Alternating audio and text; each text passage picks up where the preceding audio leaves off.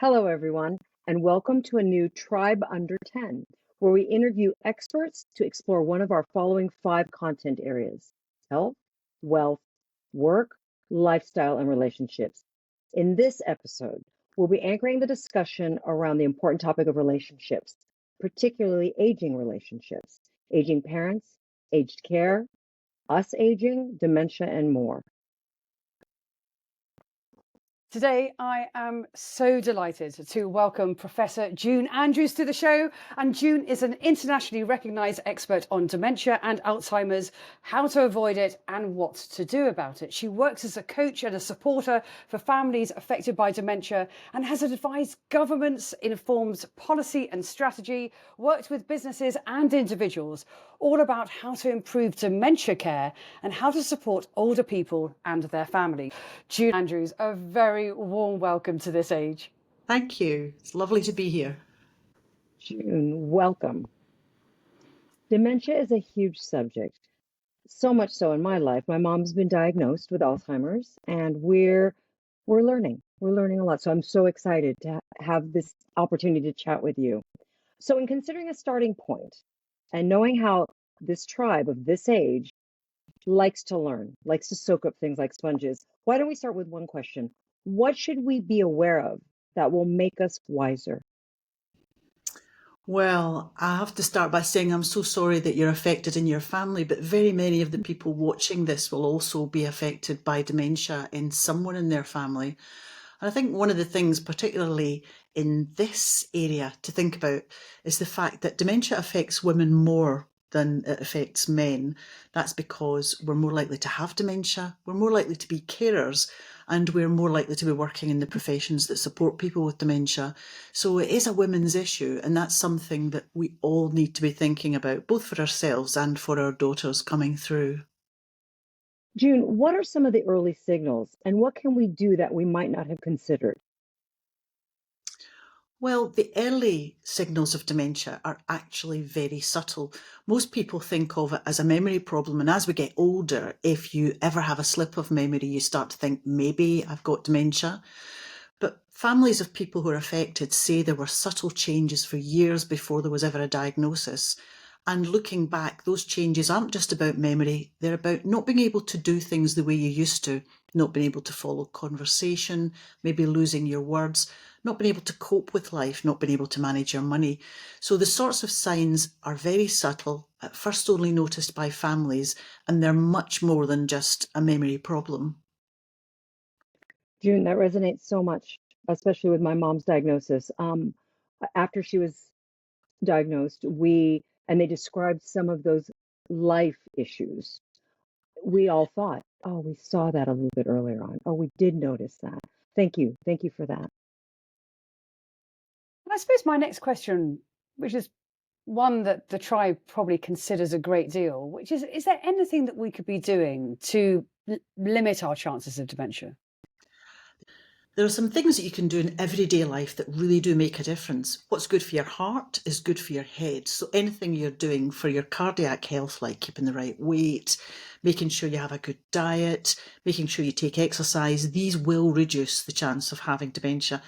And as we get older, we've got lots of other bits and pieces that might go wrong. So you might have problems with diabetes. Sometimes people have mental health issues.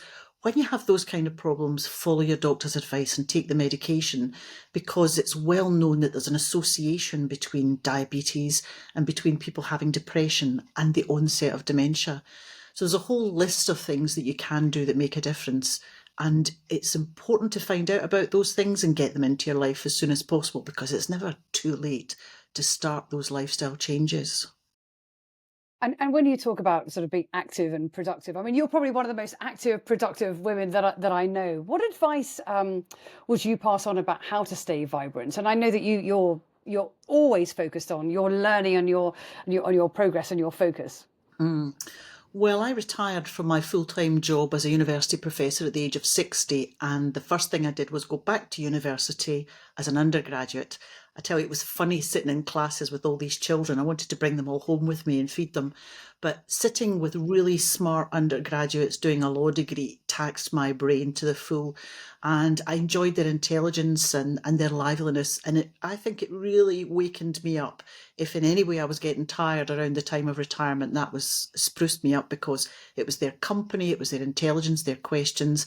I just loved the new learning that came from that. And some of the learning in law was about things being explained that I'd wondered about all my life. So it was really satisfying. June, what surprises you in your work?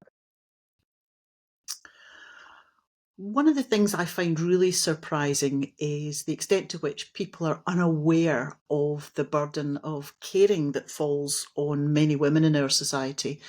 You quite often get women who might be in their 50s or 60s, and they still have children who are partially dependent upon them, but they're also starting to look after their parents or in-laws or other older relatives. And this lack of awareness of what difficulties they're going to have, what challenges they're going to face, is something that surprises me, because it's coming to all of us. We're all living longer. And if you're not thinking at the earliest stage about how you're going to manage yourself and how you're going to manage other members of your family, then you're really missing out on something very obvious. The challenges there are both financial and emotional, and there is preparation that you can do. So I think I'm surprised at the extent to which people are astonished when it lands on their plate. There's a really important conversation that everybody needs to be having with their younger relatives, and I've had it with my daughter, because you know that you're going to get older and you may well need looking after, so you need to make it clear what you would want in the future, what you would expect of those younger people, and also how it's going to be paid for. Professor June Andrews, a UK dementia expert. So tell us, what rules have you ripped up since the age of 50? Well, at the age of 50, I was offered a job in an entirely new environment, which was to go from being a civil servant and a nurse into being a professor at a university. So everybody told me that that was too big a leap and that I wouldn't be familiar with the environment, but I absolutely loved that. So the rule about reaching a point in life where you'd made your track and you should continue in the same direction, I ripped up that rule, and I am so glad that I made that change and went to work in a completely different environment. My next question is, what rule do you plan to rip up next? Well, I've never been particularly surprising, so maybe I shouldn't tell you what the next thing is I'm going to do to rip up. But I think partly because of my background in nursing and because of my kind of family background, I've turned out in my life so far, when I look back, to be one of those women who's been hyper vigilant to other people's needs. And the change that I'm going to make now is I'm going to start being clearer to other people that their behaviour has consequences. So the rule that it was always important to keep the peace and look after people, I think I've had that for now. I think I've paid my dues on that one. And from now on, I think I'm just going to start making trouble if I feel like it. June, brilliant. I'm loving that rule. And good luck with it. I love it. I'd like June to come back and do a masterclass on that. I was just going to say, I think that's the next topic.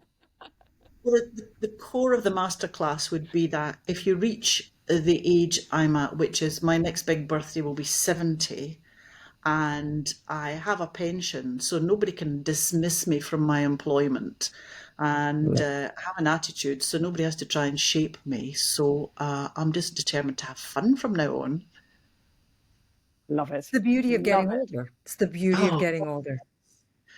People sometimes talk about the fact that when we become older, we may become invisible. I love being invisible, because you can come at people out the sun when they're least expecting it, and the joy of that surprise that they experience is, it tickles me pink. I love it. Andrews, dementia expert, Alzheimer's expert, consultant, author, commentator, coach. We are so grateful that you spent the time with us today. Thank you for all your insights, and it's just been a joy. Thank you. It's been lovely to be with you, and I look forward to seeing all the other broadcasts. And to our tribe, we hope you've enjoyed this Tribe Under 10. And until next time, goodbye.